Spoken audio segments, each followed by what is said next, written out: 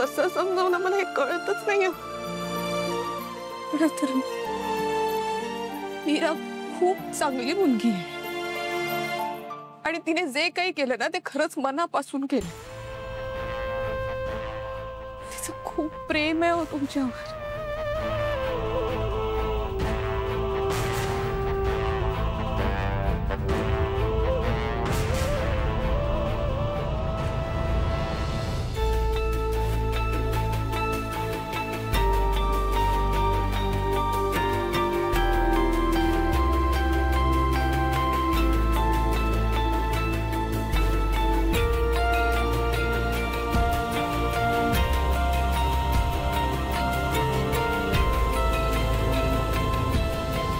अथर्व, तू काय करून बसलायस याची थोडी तरी कल्पना आहे तुला?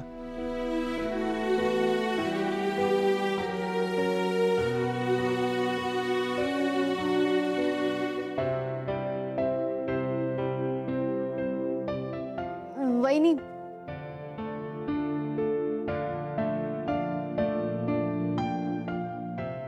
आय नो दादाने असं बोलायला नको होतं, पण प्लीज तू त्याचं बोलणं मनाला लावून घेऊ नकोस। हे बघ, त्याला हर्ट करायचं नसेल तुला, कदाचित त्याला वेगळंच काहीतरी बोलायचं होतं आणि तो हे बोलून गेला असेल। वहिनी, बोल ना काहीतरी।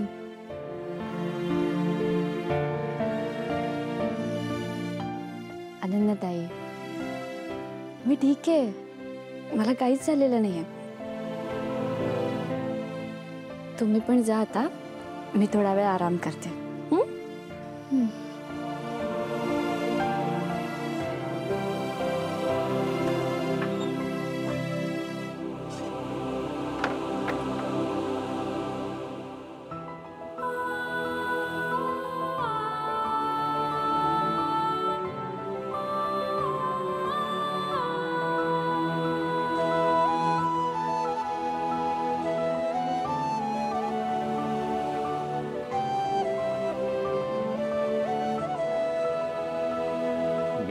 तुझ्यावर प्रेम करू शकणार नाही, प्रेम करू शकणार नाही, प्रेम करू शकणार नाही, प्रेम करू शकणार नाही, प्रेम करू शकणार नाही, प्रेम करू शकणार नाही।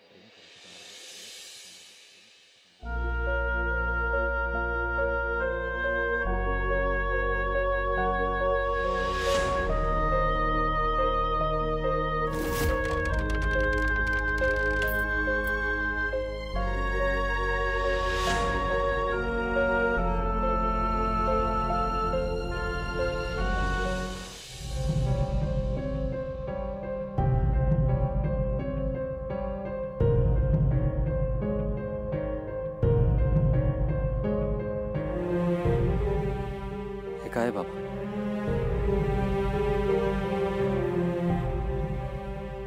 हा तुझा भूतकाळ आहे।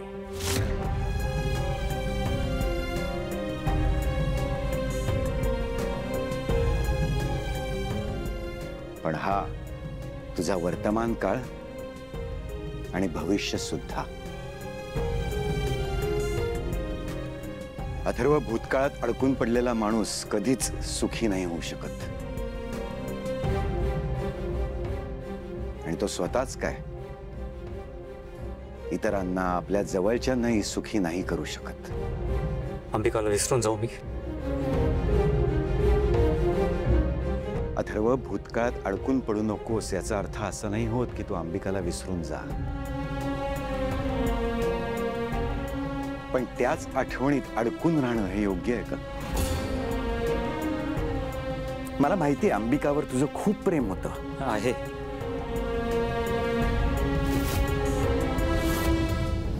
अंबिकावर तुझं खूप प्रेम आहे, आत्ताही तीच तुझ्या मनात आहे।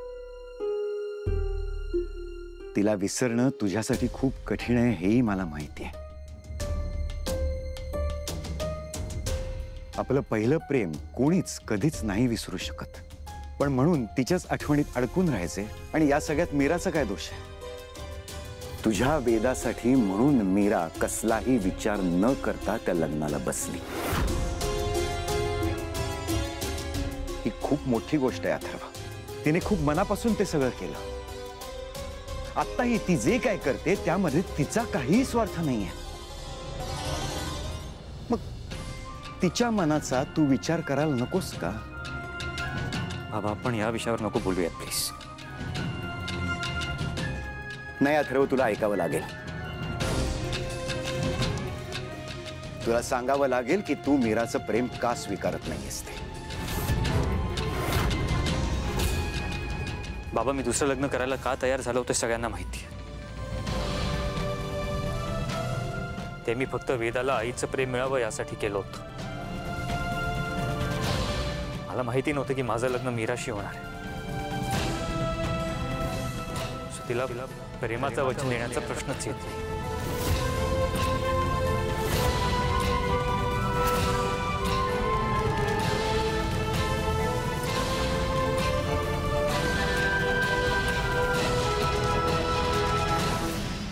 तुला वाढवताना, तुझं संगोपन करताना मी काही चूक केली का अथर्व? कारण आता तू जे काही बोलतोयस ते माझे संस्कार नक्कीच नाही आहेत.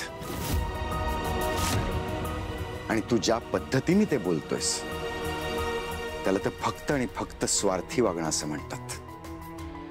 कारण आता तू फक्त तुझा आणि वेदाचा विचार करतोयस.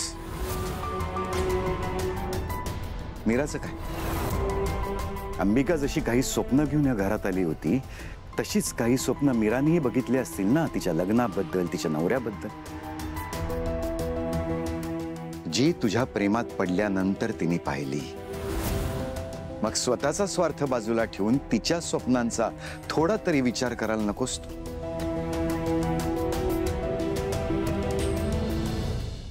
अथर्व, अथर्व, एक वडील म्हणून मला तुझ्या चेहऱ्यावर पुन्हा हसू बघायचंय, तुझं आयुष्य फुलताना बघायचंय. आणि मला खात्री आहे हे जर का झालं तर अंबिकालाही तेवढाच आनंद होईल.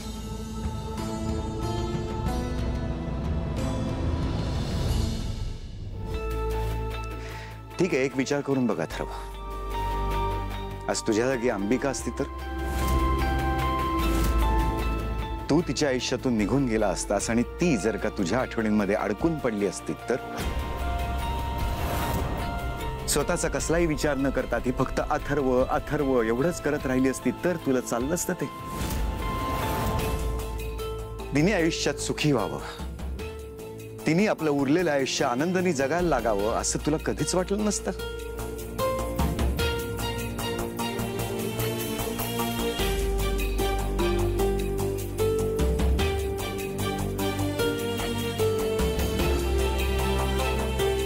मी जे काय बोललोय त्याचा नीट विचार कर अथर्व. कदाचित तुलाच उत्तरं मिळतील.